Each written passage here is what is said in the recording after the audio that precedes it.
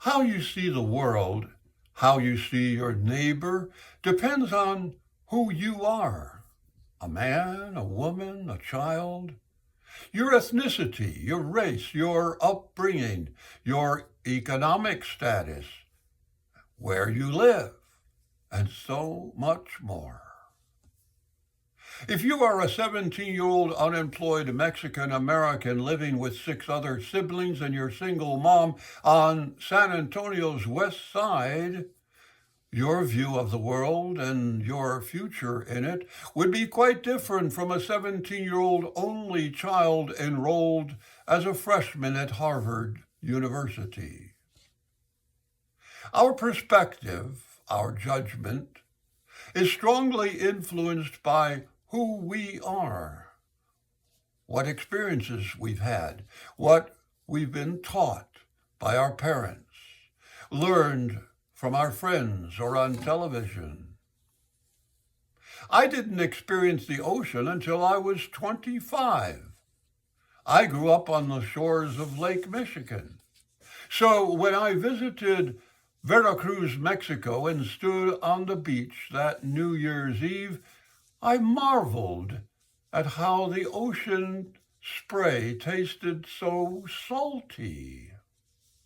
And until then, I had no idea what fresh pineapple or fresh coconut tasted like. It's amazing what we don't know. At the same time, there are so many things that we do share. The same dreams and hopes, the same worries and sadness. A man from Japan can share with me our passion for Dixieland jazz. A lady from Cuba can join me in a glass of wine and a game of gin rummy. We are more alike than we are different. And yet, when we make assumptions about someone, using our personal biases, our preconceptions about who they are, we can be totally wrong, as it turned out to be in this little story. A shop owner placed a sign above his door that said, "Puppies for Sale." Signs like this always have a way of attracting young children.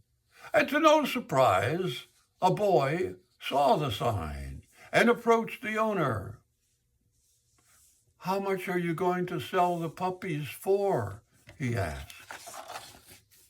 The store owner replied, "Well, anywhere from $30 to $50. The little boy pulled out some change from his pocket. "I have $2.37. Can I please at least look at them?" The shop owner smiled and whistled, and out of the kennel came Lady, who ran down the aisle of the shop, followed by 5 teeny tiny balls of fur. One puppy was lagging considerably behind. Immediately the little boy singled out the lagging, limping puppy and said, "What's wrong with that little dog?" The shop owner explained that the veterinarian had examined the little puppy and had discovered that it didn't have a hip socket. It would always limp.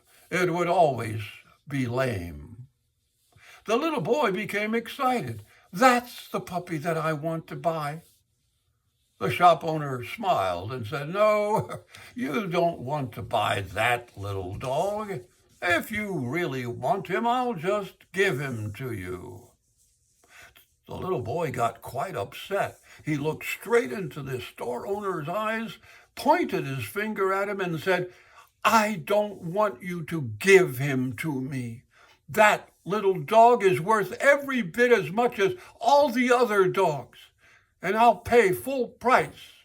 In fact, I'll give you $2.37 now and 50 cents a month until I have paid it off."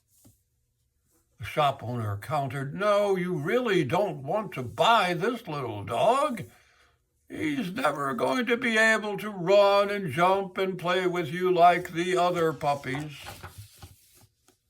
To the surprise of the owner, the little boy reached down and rolled up his pant leg to reveal a badly twisted, crippled left leg supported by a big metal brace. He looked up at the shop owner and softly replied, "Well, I don't run so well myself, and the little puppy will need someone who understands." And yes, isn't that what we all really want? Someone to understand. I'm Larry Johnson. Until next month, stay well.